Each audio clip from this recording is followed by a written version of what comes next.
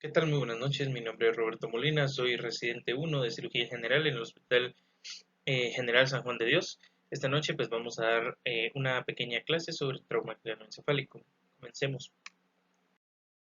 El índice pues vamos a ver en la etapa 1 una valoración y manejo del paciente politraumatizado. Sobre todo vamos a ver evaluación y manejo primario, control de vía aérea, ventilación, circulación, valoración neurológica y manejo del dolor. Y vamos a ver algo acerca de del examen físico detallado, los procedimientos adicionales, tomas de muestras, estudios de imagen eh, y algunas consideraciones a tomar en cuenta en cuanto a profilaxis antibiótica debido a la exposición. Y en cuanto al neurotrauma, vamos a ver un poco de epidemiología, fisiopatología, un poco de valoración clínica e imagenológica inicial, neuroimágenes y manejo del paciente en los distintos puntos en el que éste se encuentre, ya sea extrahospitalario, intrahospitalario o en las unidades de cuidados intensivos. Comencemos. La valoración y manejo del paciente politraumatizado. Primero que nada, tenemos que tomar en cuenta que el paciente politraumatizado eh, es un conjunto de signos y síntomas que se nos van a presentar en el área de la emergencia. No es que venga focalizado, que traiga solamente un padecimiento, sino generalmente, de ahí viene el nombre, politraumatizado, muchas áreas de trauma, muchos órganos que pueden estar eh, involucrados en la lesión y es necesario que el equipo de trabajo esté muy bien organizado en cuanto a qué función debe cumplir cada individuo dentro del rol que le haya sido asignado previamente durante la organización que todo equipo hospitalario tiene en cuanto al manejo de las emergencias. La organización del equipo de trauma como tal se da en dos etapas, un equipo primario y un equipo secundario. El equipo primario es aquel que recibe al paciente en el área de emergencia, es decir, desde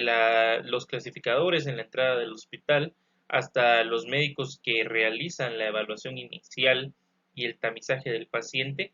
mientras éste ingresa a la zona de emergencia y el equipo ya en la zona de emergencia, en el área roja, como nosotros le llamamos en nuestro centro hospitalario, que ya está conformado por los residentes de cirugía en sus distintos niveles, R1, R2, R3, R4, y el actuar que estos tienen, es decir, generalmente el equipo primario se encarga de las situaciones que pueden llevar a la muerte al paciente en ese mismo momento y las cuales deben ser resueltas a la brevedad según la experiencia que el equipo tenga. El equipo secundario como tal ya maneja principalmente lo que son interconsultas, es decir, es un equipo ya de especialistas, posiblemente eh,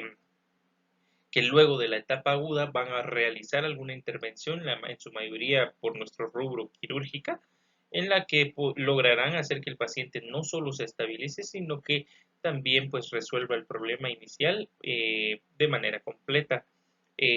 Ambos equipos deben ser capaces de dar una atención de calidad, deben ser capaces de realizar cada procedimiento en base al conocimiento que se tiene y debe tener una buena comunicación y una dinámica adecuada. Evaluación y manejo primario. La evaluación y el manejo primario se da como todo siguiendo las pautas del ATLS, en el cual pues se designan estas letras que se pueden ver en pantalla, la A, B, C, D, E y F, y que cada una tiene un significado que vamos a ir viendo. Principalmente A es de airways o de vía aérea, B es de breathing o de ventilación, C es de circulation, que es circulación, D es de disability o estado neurológico, E de exposure, que es exponer completamente al paciente a la hora de evaluarlo, y hay en la bibliografía que nosotros utilizamos de base, hay un componente F, el cual veremos más adelante que tiene ciertas características específicas que no van a encontrar en el ATLS, pero que aquí se van a describir. La evaluación y manejo primario como tal, como ya lo habíamos visto, la F corresponde a manejo del dolor. Es algo que generalmente el ATLS no incluye de forma inicial en la evaluación, pero que puede llegar a ser muy útil en el paciente politraumatizado. Recordemos que un paciente que expresa mucho dolor o que tiene un alto índice de dolor generalmente puede llegar a confundir con algunos diagnósticos. Por ejemplo, el alto dolor en un trauma torácico puede generar que el paciente hipoventile o padezca debido al dolor en la expansión torácica de respiraciones cortas o aceleradas, lo cual nos puede confundir con una patología netamente pulmonar, por lo que es necesario, si el paciente eh, efectivamente cuenta con demasiado dolor y ya resolvimos las letras anteriores, que esto es algo muy importante tomar en cuenta. Uno no termina de evaluar, no pasa a la siguiente letra o al siguiente inciso si no ha terminado de evaluar el anterior y ha resuelto el problema que éste tenga en caso de que éste se presente. Entonces, como lo había dicho, Airways involucra la vía aérea y no solo la vía aérea, sino el control cervical. Es decir, no solamente es ver si la vía aérea está permeable, si no hay nada que obstruya el paso, sino se debe mantener la tracción de la columna cervical y el control durante todo momento para prevenir patologías raquimedulares. Breathing, que es la ventilación, sobre todo la expansión a nivel torácico, la entrada de aire que éste pueda tener y que en los campos pulmonares pues no tenga ninguna obstrucción en el paso de aire, circulación, y este incluye el control de la hemorragia, lo cual es bastante importante en estos pacientes. Un paciente que tiene una hemorragia puede llegar a un shock en un abrir y cerrar de ojos. El punto exacto, pues está la escala de shock, en la cual nos dice que a tal valor de pérdida sanguínea, el paciente va a comenzar con tales síntomas y signos, pero algo muy importante es el punto de no retorno. No hay una guía que nos diga cuál exactamente es el punto de no retorno y cada paciente puede tener un punto de no retorno eh, muy alto, así como puede ser un punto de no retorno muy bajo y echarlo a la suerte con qué paciente pueda o no pueda es algo que no podemos permitirnos, por lo tanto el control de la hemorragia debe ser inmediato. La D de Disability es la evaluación neurológica, es ver si alguno de los componentes neurológicos del paciente se encuentra alterado, principalmente debido al golpe, y es lo que más nos corresponde en esta presentación. Sin embargo, tenemos que tomar en cuenta también que algunos abusos de sustancias, algunas circunstancias como patologías previas neurológicas pueden comprometer esta evaluación, por lo tanto debe tratar de de obtener la mayor cantidad de información del paciente previo a esto para poder saber si el paciente pues ya padecía de alguna enfermedad que nos pueda interrumpir la evaluación o bien viene bajo efectos de alguna sustancia. La exposición y el control de la temperatura, sobre todo la hipotermia, es muy importante en el paciente politraumatizado. Recordemos la triada de muerte que prácticamente es shock, hipotermia y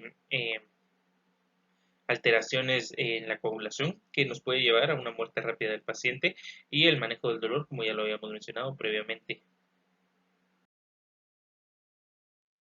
La evaluación y el manejo primario del paciente también involucra, pues, a la hora de intervenir en la acción y recibir al paciente la postura o la posición en la que cada miembro del personal que está atendiendo la emergencia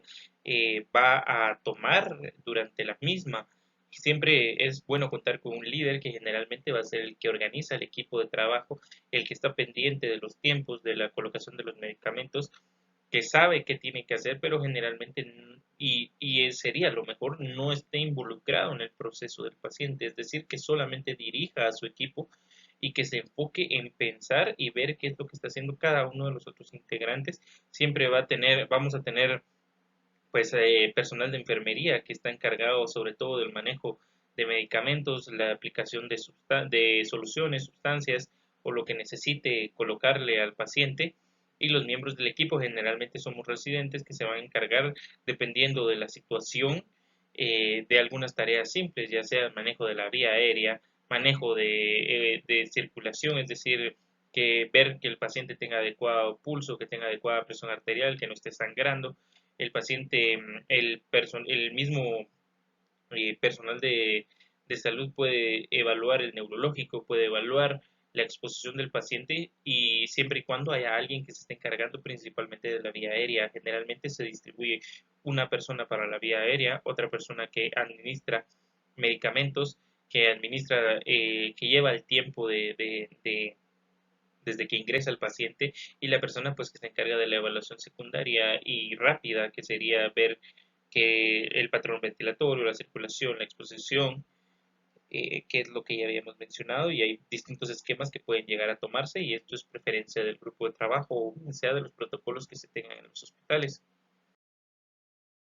La vía aérea y el control de la columna cervical, vamos a hablar un poquito de esto. La vía aérea es de máxima prioridad en una emergencia. El objetivo siempre va a ser evitar la hipoxia y el daño cerebral. Y todo problema, es importante tomar en cuenta que todo traumatizado tiene una vía aérea difícil por definición. Pero hay ciertos signos que podemos llegar a escuchar o percibir que nos indicarían que hay una vía aérea afectada, lo cual podría ser ronquera, que este paciente previamente no cursara con ronquera y inicia después del trauma con esta, estridor de igual manera, dificultad respiratoria, que es prácticamente pues la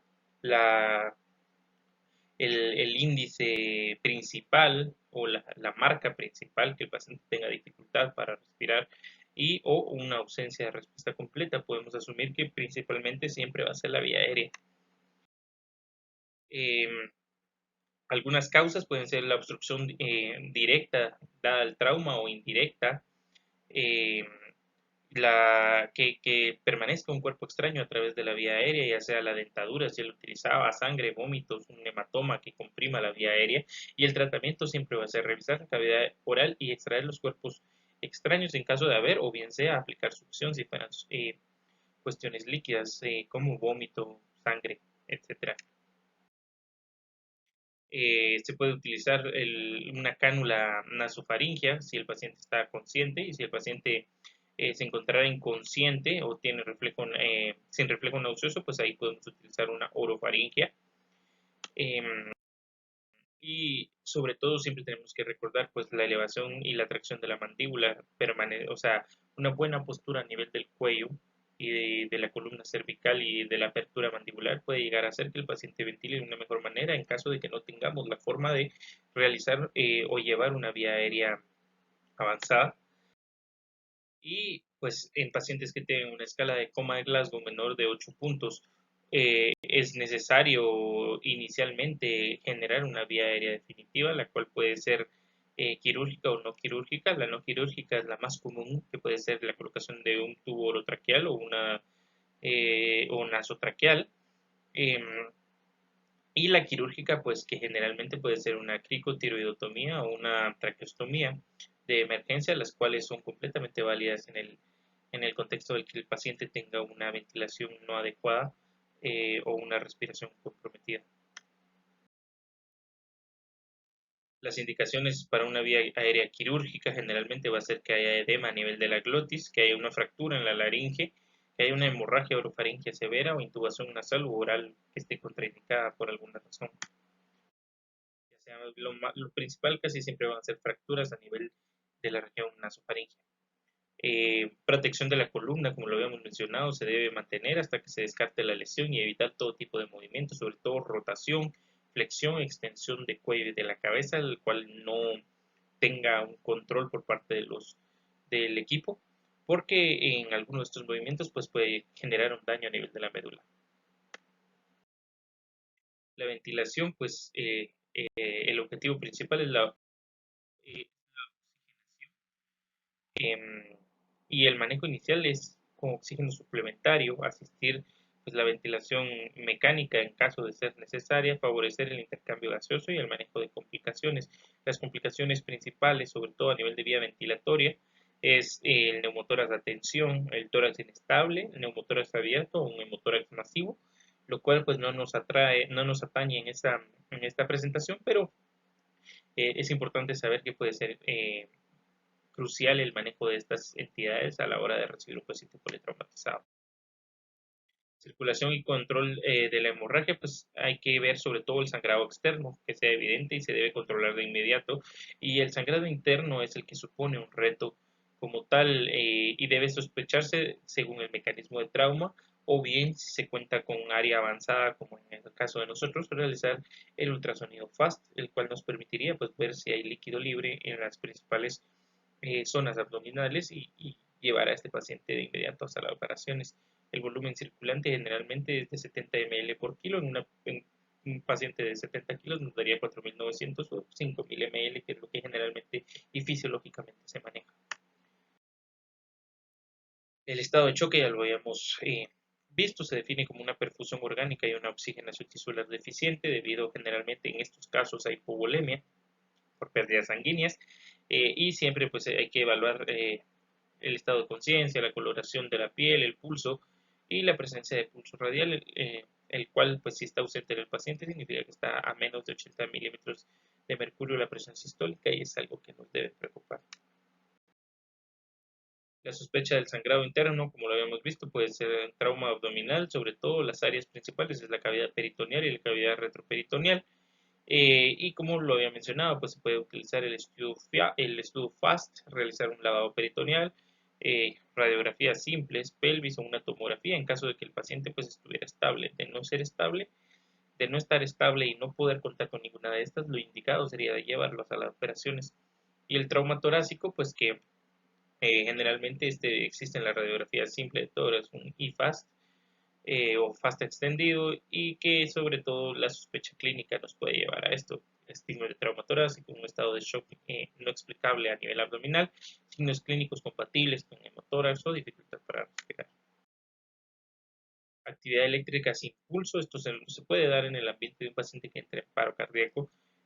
o algunas otras entidades como el taponamiento cardíaco, para lo cual la triada de Beck nos puede dar la sospecha, es decir, distensión de las venas del cuello, ruidos cardíacos matizados, hipotensión en el paciente, un neumotórax, atención, para lo cual pues se auscultaría un silencio completo a nivel del tórax, desviación de la tráquea al lado contralateral, eh, o una hipovolemia exagerada, es decir, un paciente que ha perdido mucha sangre y que puede llevar a que el ritmo cardíaco se altere. La valoración neurológica, como lo habíamos visto, generalmente se va a realizar a través de la escala de coma de Glasgow, la valoración del tamaño pupilar y la respuesta a la luz.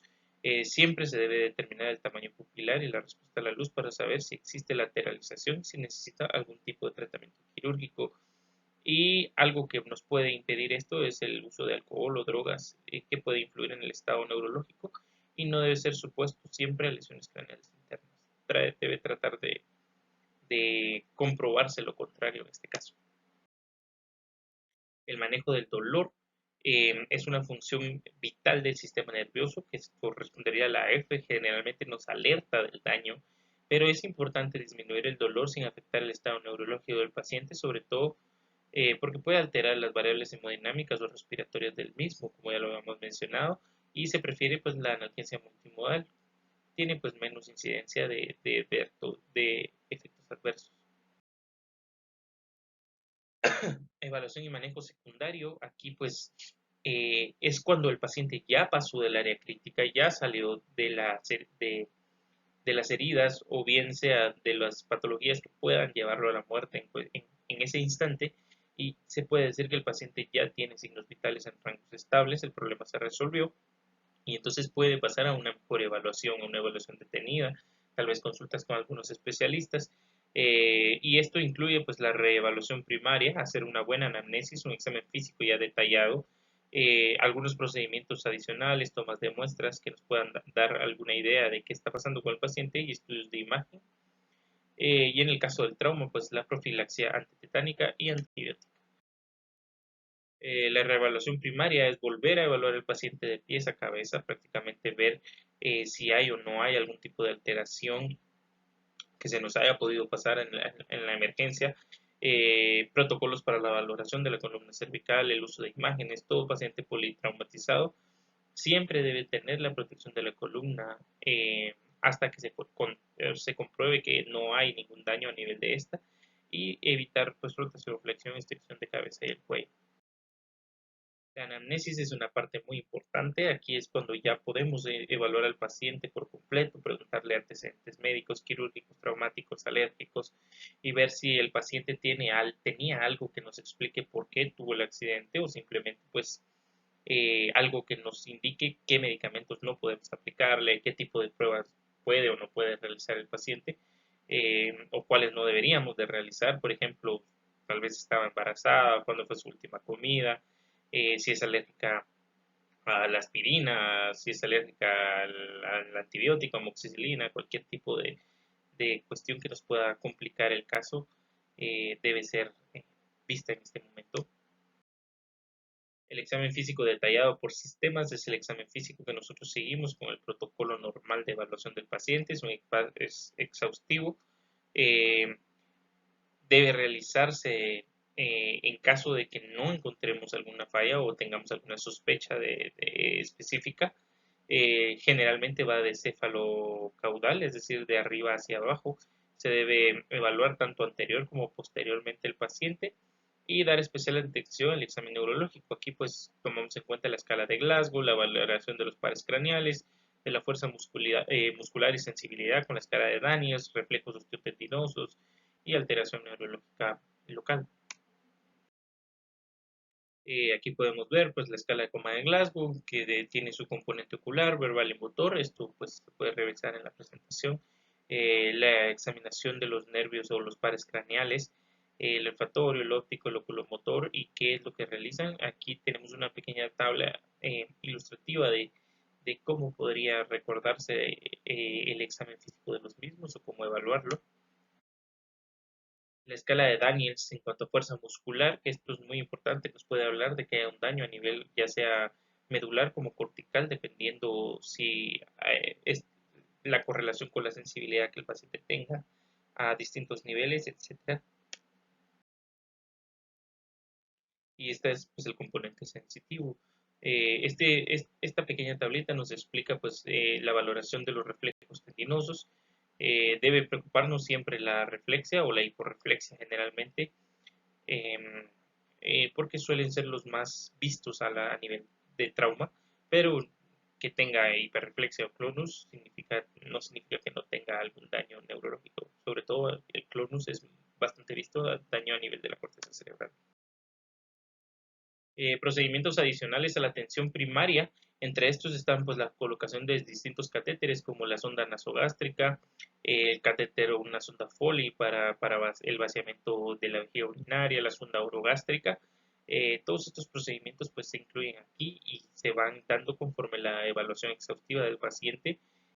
nos indique que tenga alguna deficiencia en cuanto a estas funciones básicas.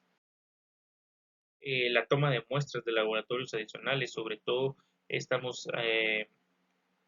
con pruebas como la HCG beta en pacientes que puedan tener sospecha de embarazo, CRUS directo o pruebas de tipificación sanguínea que nos puede indicar si el paciente pues tiene alguna reacción o está haciendo algún tipo de pérdida hemática, la sangre arterial que nos permite pues el control de la ventilación del paciente, ver si está oxigenando bien o si hay acumulación sobre todo de lactato y exceso de base que nos podría indicar un sangrado o pérdidas hemáticas. Eh, la realización de conteos de glucosa, exámenes de orina, pruebas de función renal que se pueden ver en este apartado. Y por último, pues están los estudios de imagen, ¿verdad? La radiografía, la tomografía y la resonancia magnética, que son los más comunes de realizar y que justamente en ese orden es como se priorizan. Si se puede realizar con una placa de rayos X, pues sería lo mejor. En cuanto a costos y radiación para el paciente, una tomografía pues ya conlleva otros riesgos, es mayor exposición, sin embargo pues esta nos puede dar una visualización completa del paciente y del problema que está cursando, pero debe realizarse solo si el paciente está estable y no tiene ninguna alteración que pueda comprometer su vida, y la resonancia magnética pues que si bien no tiene las complicaciones de la radiación, en este caso la resonancia magnética, el problema es el costo y que no está disponible en el centro o en la mayoría de centros hospitalarios a nivel centroamericano. La profilaxis antitetánica y antibiótica es importante, puesto que toda herida o laceración producto de un trauma es potencialmente infectada hasta que no se demuestre lo contrario, por lo que se debe tomar la profilaxia con toxoide titánico 0.5 miligramos. Se puede aplicar algún antibiótico como la cefazolima 1 gramo o cefoxitina 2 gramos o cefotaxima 1 gramo y antibiótico de amplio espectro como ampicilina sulfatán a 1.5 gramos. La cobertura pues va a variar según la lesión y más o menos antibióticos que deba colocársele al paciente. Ahora sí, vamos a hablar directamente de neurotrauma. La epidemiología pues va a variar entre las regiones. La subestimación en países de bajos y medianos ingresos es bastante, puesto que nuestro sistema de recolección de datos no es tan exacto. Pero las estimaciones van de 200 a 600 lesiones por cada 100.000 personas a nivel mundial. Esto es mucho y sobre todo en áreas de Centroamérica, como lo es Guatemala, que es el país en donde nosotros pues, trabajamos. Eh, las lesiones o el trauma, el politraumatizado, es el paciente que con más frecuencia llega a la emergencia y el trauma neurológico. Es increíblemente alto las tasas de este en nuestro país, por lo que es de bastante importancia para nosotros como médicos y cirujanos pues conocer el manejo inicial. En Estados Unidos se estima que 5.3 millones de personas pues tienen alguna discapacidad relacionada a algún trauma craneoencefálico, en Europa 7.7 millones y las causas principales siempre son accidentes de tránsito, perdón,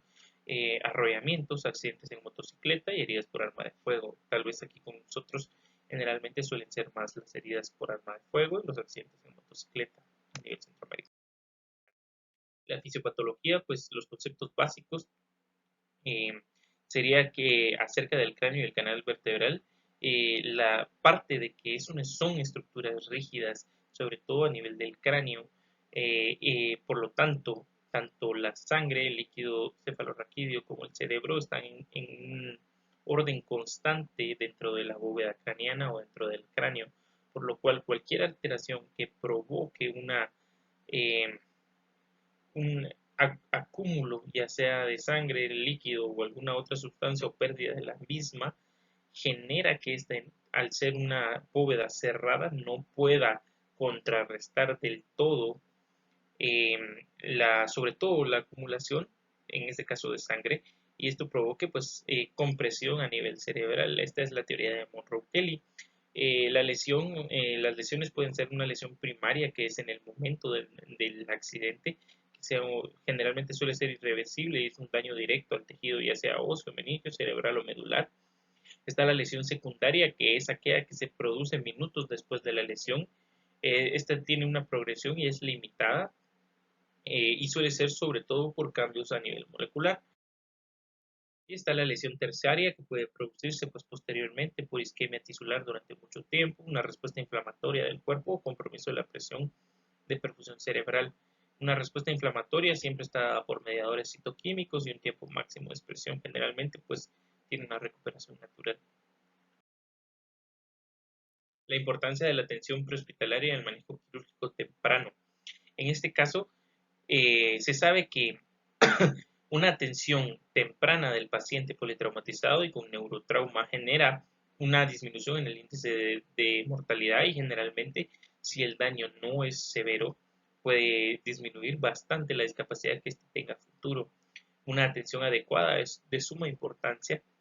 en estos pacientes, puesto que muchas veces, pues debido a lo aparatoso del trauma o lo grave de los síntomas, uno pues podría dejar de lado a estos pacientes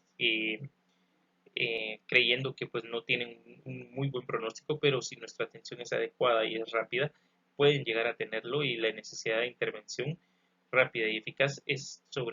el punto clave o cúspide de la atención en estos pacientes.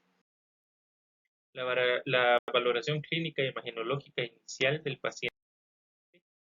pues vamos a hablar de las neuroimágenes en trauma. Principalmente se utiliza lo que es la tomografía cerebral. Se debe tomar tanto la ventana ósea como la ventana cerebral para poder determinar todo tipo de lesión. La ventana ósea generalmente nos va a exponer fracturas en cuanto a la bóveda craneana, los huesos propios del rostro del paciente. Y la ventana cerebral pues es la que nos puede indicar si hay alteraciones como hematomas epidurales, subdurales o lesiones axonales difusas, que ya veremos más adelante. Eh, Hay escalas que se utilizan sobre todo en las lesiones axonal difusas o como está la clasificación de Marshall en este caso. Y estas escalas pues principalmente nos ayudan a, a clasificar al paciente y determinar el tratamiento óptimo que éste debe recibir. Por ejemplo, si es una masa ya evacuada, pues cualquier lesión evacuada quirúrgicamente eh, se puede notar, o desviaciones de la línea media, sobre todo en hemorragia subaracnoidea, la clasificación de Marshall. Neuroimágenes, pues aquí sobre todo hay que valorar la asimetría y las anormalidades, volúmenes de sangrado si hubieran, ver las cisternas, ver si hay alguna desviación de la línea media y cualquier elemento externo. Estos son los 5 puntos específicos que uno debe evaluar en una tomografía a nivel cerebral. Y los criterios de cirugía inmediata serían, pues, si se encuentra alguna lesión tipo masa no evacuada epidural que sea mayor a 30 ml o una masa no evacuada subdural mayor a 10 ml, que haya desviación de la línea mayor a 5 milímetros o una lesión de tipo masa intracerebral que sea mayor a 50 ml o una lesión difusa de la 1 a la 4 con desviación de la línea media mayor a 5 milímetros o obliteración de las cisternas. A nivel de trauma raquimedular se puede utilizar pues, los rayos X, que generalmente suele ser el examen inicial que se realiza, salvo que se tenga la sospecha de que la lesión fue a nivel de la columna y cuando se notan cambios a nivel de los rayos X, se suele solicitar la tomografía cervical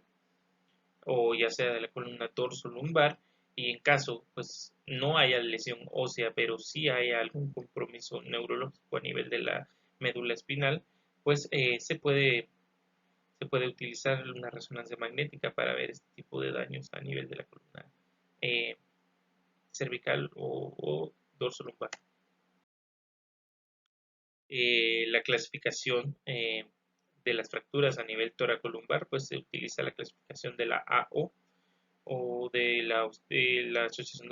de Osteosíntesis, que las clasifica en tipo A, tipo B y tipo C. La tipo A pues suelen ser por compresión, la tipo B puede ser por distracción y las tipo C que suelen ser por translocación de las vértebras como tal, y ahí están las diferentes subtipos de las mismas. El manejo, que es lo que más nos atañe, el manejo prehospitalario del trauma craneoencefálico y trauma raquimedular, debe darse sobre todo con el registro escrito de los signos vitales. Lo más importante a este nivel es la valoración del oxígeno. Se debe valorar el manejo de la vía aérea avanzada. ¿A qué nos referimos con esto? Es muy importante que estos pacientes pues tengan o la atención de estos pacientes cuente con la capacidad de realizar una vía aérea avanzada, puesto que el trauma craneoencefálico puede provocar alteraciones respiratorias de una manera súbita, las cuales deben pues, contrarrestarse. El manejo de soluciones, ya sea isotónicas o hipertónicas, en el caso de edema cerebral, es muy importante y las metas siempre va a ser una saturación de oxígeno mayor a 95 y una presión arterial sistólica mayor a 90 milímetros de mercurio. Es muy importante que siempre a estos pacientes se les coloque el collarín en el ámbito prehospitalario y es de suma importancia no retirarlo hasta que se compruebe que haya ausencia de daño neurológico. Es decir, si el paciente tiene el collarín y nosotros no tenemos pruebas de que él no tiene ninguna fractura ni daño medular, eh, no podemos retirárselo de ninguna manera. Es preferible eh, la incomodidad del paciente en este sentido hasta que se compruebe la seguridad del mismo. El manejo dentro del servicio de urgencia del paciente que está en un estado grave o severo, ya sea por trauma cerebral o trauma raquimedular cervical completo, incompleto, eh, o trauma raquimedular torácico alto, conlleva algunos aspectos especiales. Lo principal o inicial es el monitoreo constante con el equipo disponible. Este tipo de pacientes debe contar con un monitoreo constante de saturación de oxígeno, es decir, se le debe colocar el monitor, ver la frecuencia cardíaca, ver las ondas cardíacas, ver que el paciente, la función cardiovascular esté adecuada.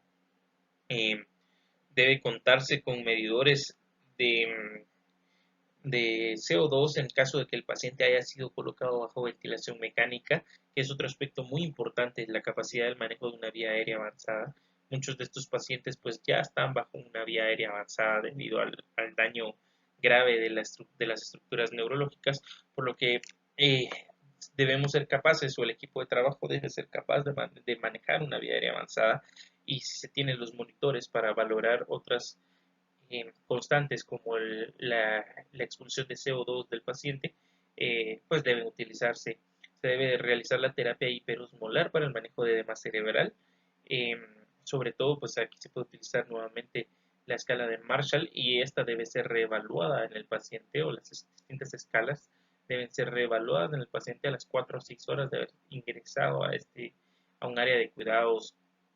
de urgencia, y sobre todo debe tenerse la disponibilidad de una unidad de cuidados intensivos para el manejo completo y especializado del paciente. Cuando ya se sabe que el paciente trae algún tipo de trauma, como en este caso, pues se debe de valorar, conseguirle el espacio por adelantado, se podría decir, porque muchos de estos pues lo van a requerir incluso aunque no se intervenga quirúrgicamente. El paciente se debe preparar al paciente para ser llevado a sala de operaciones siempre, y esto es tratar de tenerlo en valores hemodinámicos, valores metabólicos constantes. La sala de operación, algo muy importante es que nunca es prioridad si hay alguna lesión eh, de otro órgano o sistema que comprometan la vida. Es decir, si el paciente trae un trauma torácico, está sangrando y va a ser llevado a sala por trauma torácico, esa es la prioridad, y posterior a resolver ese problema, el paciente pues puede considerarse para ser llevado a sala de operaciones por parte del equipo neuroquirúrgico. A nivel de trauma raquimedular, pues incluso podría aplazarse la cirugía hasta 24 horas de ser necesario.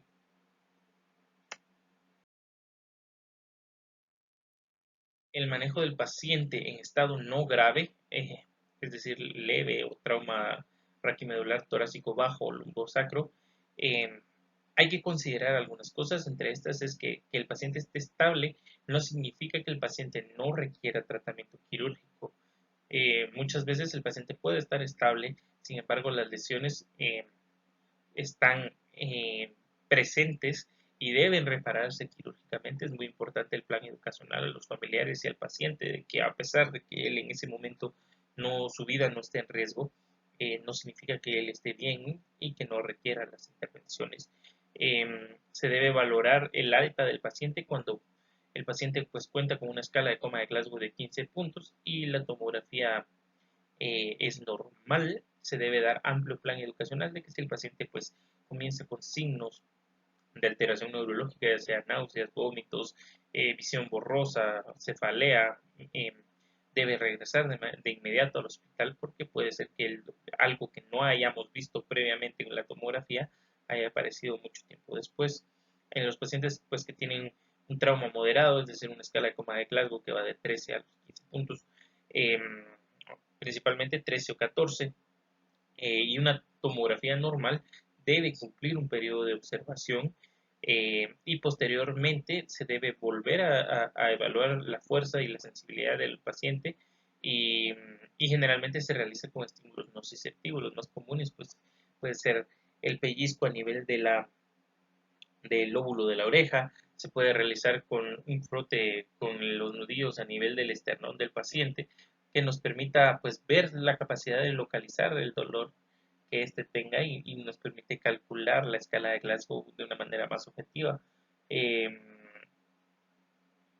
y siempre se debe reevaluar la escala de Glasgow y los reflejos y reactividad corneal. Esto es de suma importancia para valorar si ha habido algún deterioro neurológico desde que el paciente ingresó hasta el momento en el que lo estamos evaluando nosotros, eh, en posiblemente en la recuperación, o bien sea en servicios luego de haber pasado a un encarnamiento. Eh, Se debe tomar en cuenta los síndromes medulares. Los principales son el centro medular, que se caracteriza sobre todo por alteración a nivel de, de los miembros superiores, pérdida de fuerza a nivel de los miembros superiores, sobre todo alteración neurológica a nivel de la vejiga. Estos pacientes pues, suelen tener retención urinaria, y déficit muscular y pérdida de fuerza y sensibilidad generalizada. La anterior se caracteriza por una pérdida de la función y de la fuerza muscular en las cuatro extremidades. Generalmente hay alteraciones sensitivas a lo largo de, del cuerpo. La lateral, o también denominada Brown-Séquard, se produce por la lesión de la mitad de la médula espinal, es decir, solo una mitad se altera. Generalmente suele estar dada por heridas por arma de fuego o penetrantes que dañan la médula espinal. Y lo importante de esta es saber que tiene componentes distintos en un hemicuerpo como en el hemicuerpo contralateral. Generalmente estos a nivel sensitivo y motor, eh, y sobre todo nociceptivo. Y la cauda equina o cono medular, que se produce cuando las lesiones son por debajo de la vértebra S1.